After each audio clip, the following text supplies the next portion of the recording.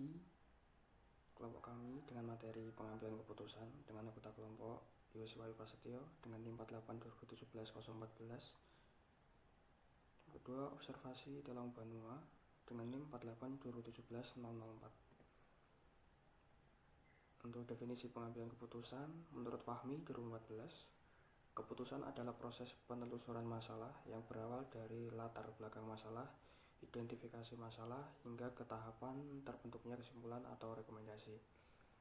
Rekomendasi ini yang selanjutnya dijadikan pedoman basis pengambilan keputusan. Oleh karena itu, rekomendasi yang dihasilkan harus tepat sehingga pengambilan keputusan juga tepat.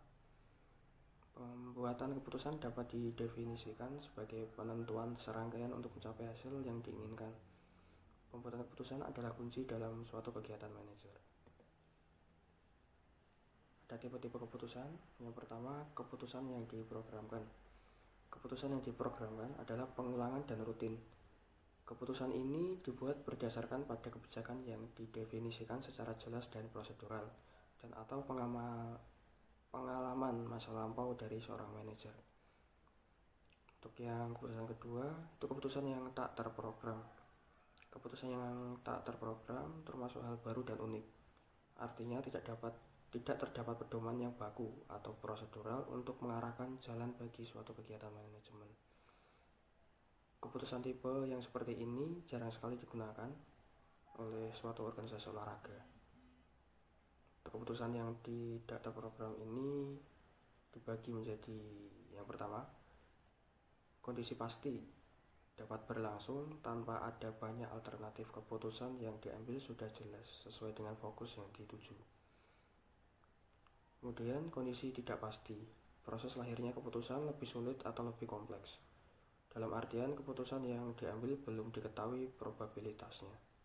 Karena informasi yang bersumber dari hasil penelitian, rekomendasi secara lisan dan tulisan terbatas atau masih sedikit. Kemudian kondisi konflik. Pengambilan keputusan yang dilakukan akan menimbulkan dampak yang bisa merugikan salah satu pihak. Selanjutnya, proses pengambilan keputusan. Menurut Hani Handoko 2003, banyak manajer yang harus membuat suatu keputusan dengan metode-metode pembuatan keputusan informal untuk memberikan pedoman bagi mereka. Sebagai contoh, manajer dapat menggantungkan pada tradisi dan membuat keputusan sama seperti yang dibuat untuk masalah serupa di waktu lalu. Tidak ada pendekatan keputusan yang dapat menjamin bahwa manajer akan selalu membuat keputusan yang benar. Tetapi bagaimanapun, para manajer juga yang menggunakan suatu pendekatan yang rasional, intelektual, dan sistematik akan lebih berhasil dibanding para manajer yang menggunakan pendekatan informal. Oke, di sini saya akan melanjutkan materi dari kelompok saya di mata kuliah Sport Management. Sebelumnya, judul materi dari kelompok saya itu pengambilan keputusan. Nah, di sini saya tidak hanya sendiri, ditemani oleh teman kelompok Yosi Wahyu Prasetyo dengan NIM 48/2017-014. Dia sebagai presentasi yang pertama. Nah, di sini saya sebagai presentasi yang kedua dan membawakan materi yang kedua. Nah, untuk materi yang akan saya presentasikan saat ini dan untuk kelompok saya yaitu tahap-tahap dalam pengambilan keputusan.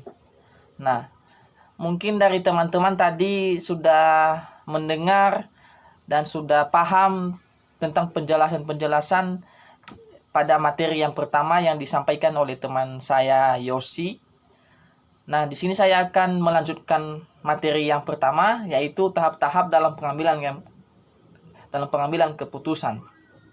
Di sini ada 7 tahap. Nanti saya akan menjelaskan satu persatu dari tahap-tahap ini. Langsung saja saya akan menjelaskan tahap yang pertama. Pada tahap yang pertama ini menjelaskan pemahaman dan perumusan masalah, yaitu para manajer dapat mempermudah identifikasi masalah dengan berbagai cara. Nah, kita sebagai manajer harus paham dan dapat merumuskan masalah dalam sebuah organisasi kita yang akan timbul pada sebuah organisasi kita itu kita harus tahu dan dapat menyelesaikannya. Nah, itu maksudnya penjelasan dari tahap yang pertama itu. Jadi kita harus merumuskan masalah-masalah dulu yang akan datang pada sebuah organisasi kita. Nah, itu penjelasan dari tahap yang pertama. Selanjutnya tahap yang kedua, pengumpulan dan analisis data yang relevan. Nah, yaitu kita sebagai manajer kan, kita harus menentukan data-data apa yang akan kita butuhkan dalam sebuah organisasi kita. Nah, jadi kita harus mengumpulkan data-data tersebut untuk kita mengetahui informasi baik dari dalam organisasi kita maupun dari luar organisasi kita. Nah, itu pekerjaan oleh seorang manajer.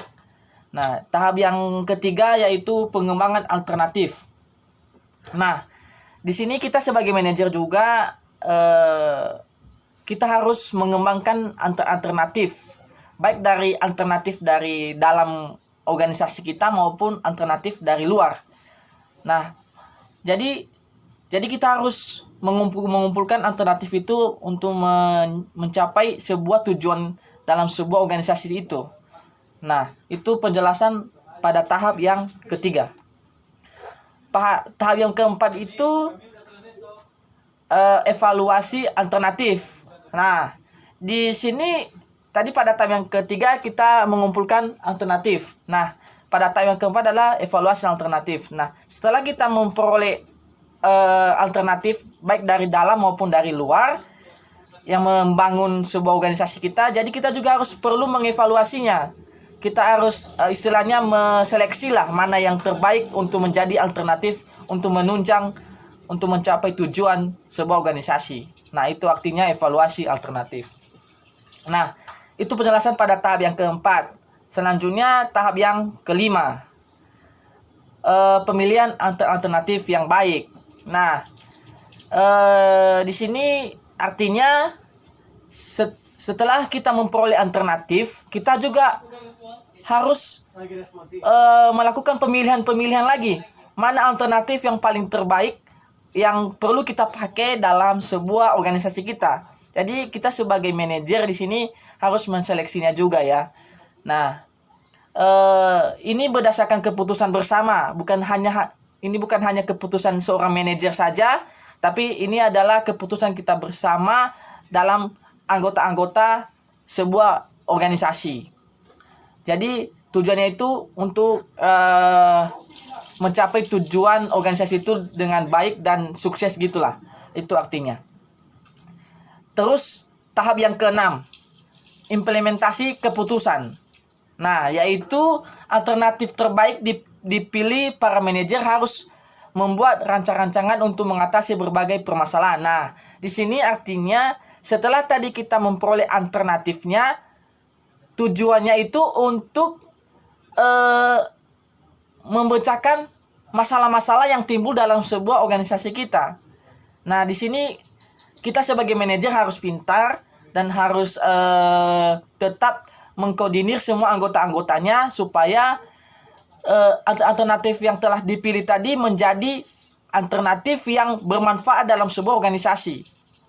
Nah, jadi sehingga nanti tidak terjadi yang namanya masalah atau konflik dalam sebuah organisasi tersebut.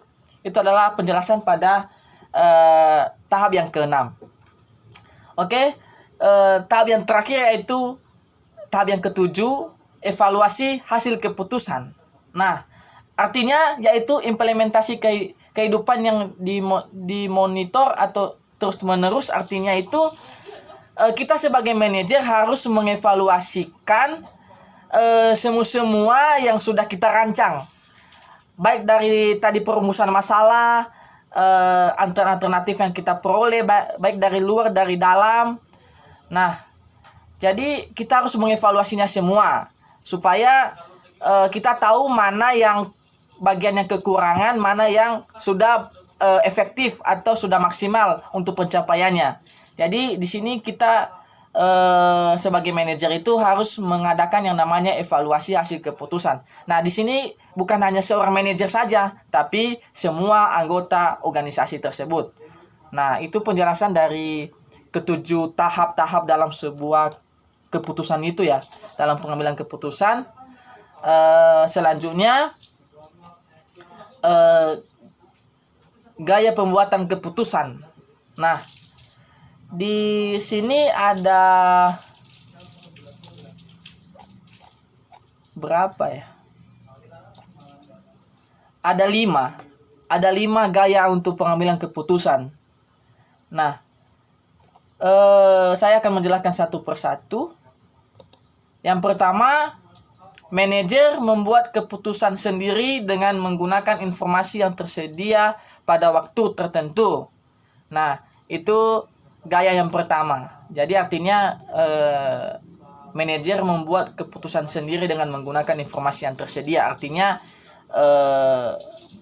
informasi itu diperoleh baik dari media sosial, baik dari majalah, baik dari pendapat-pendapat dari anggota-anggota kelompok, anggota organisasi maksudnya. Jadi kita sebagai manajer di sini harus langsung mengambil keputusan, itu maksudnya. Oke, gaya yang kedua yaitu manajer mendapatkan informasi yang diperlukan dari para bawahan dan kemudian menentukan keputusan yang sesuai. Nah, setelah manajer memperoleh informasi dari bawahannya, jadi di sini bukan hanya satu informasi yang akan diperoleh, banyak. Nah, jadi kita sebagai manajer harus pintar dan harus teliti dalam memilih mana informasi yang sesuai. Nah, jadi setelah itu maka akan diambil keputusan bersama. Nah, itu artinya. Yang selanjutnya itu manajer membicarakan masalah dengan para bawahan dengan secara individu dan mendapatkan gagasan dan sasaran tanpa mengikuti sertakan para bawahan sebagai satu kelompok. Nah, di sini juga sebagai manajer kita harus membicarakan masalah-masalah kepada bawahan kita baik secara individu. Nah, di sini dijelaskan secara individu. Nah, setelah nanti manajer sudah melakukan pendekatan kepada bawahannya secara individu, maka akan dilanjutkan secara kelompok gitu atau secara keseluruhan. Nah, nanti kita sebagai manajer akan mengumpulkan anggota-anggota kita dan mengadakan rapat dan membahas semua persoalan di dalam sebuah organisasi, baik persoalan yang membangun dan meskipun persoalan-persoalan yang membuat organisasi itu mendapatkan masalah, baik masalah dari dalam itu sendiri maupun masalah yang dari luar. Nah, itu maksudnya. Gaya yang keempat, manajer membicarakan situasi keputusan dengan para bawahan sebagai suatu kelompok dan mengumpulkan gagasan saran-saran. Nah, artinya kita sebagai manajer itu harus membicarakan. Nah, membicarakannya itu bukan istilahnya bukan melakukan proses dialog secara cuma-cuma. Jadi kita di sini harus mempersiapkan dalam suatu perkumpulan itu untuk membahas untuk membicarakan keputusan atau masalah-masalah yang akan diambil oleh seorang manajer. Itu maksudnya. Nah, yang kelima, manajer membicarakan situasi keputusan dengan para bawahan sebagai suatu kelompok dan menyusun kelompok serta menilai alternatif. Manajer tidak bermaksud untuk mempengaruhi para bawahan yang berkeinginan untuk menerima serta mengimplementasikan setiap keputusan hasil konsensus. Artinya di sini manajer tidak berkecil hati maksudnya dan tidak diskriminasi. Nah, maksudnya di sini meskipun manajer cuma mengambil informasi atau pendapat-pendapat dari anggota kelompok dari saran-saran yang berbobot. Nah, tapi di sini manajer tidak menunjukkan rasanya untuk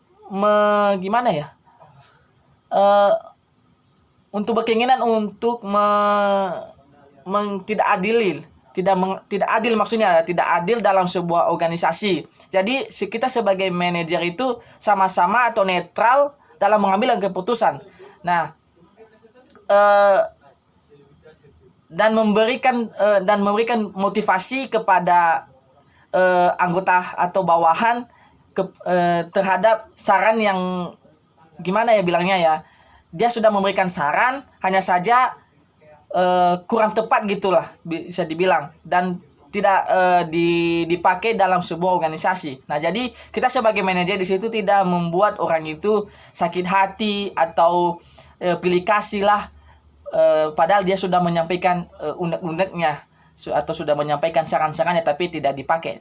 Nah, di situ kita sebagai manajer itu tetap yang namanya adil. Nah, tidak diskriminasi gitulah, itu intinya. Maksud dari gaya yang kelima. Oke,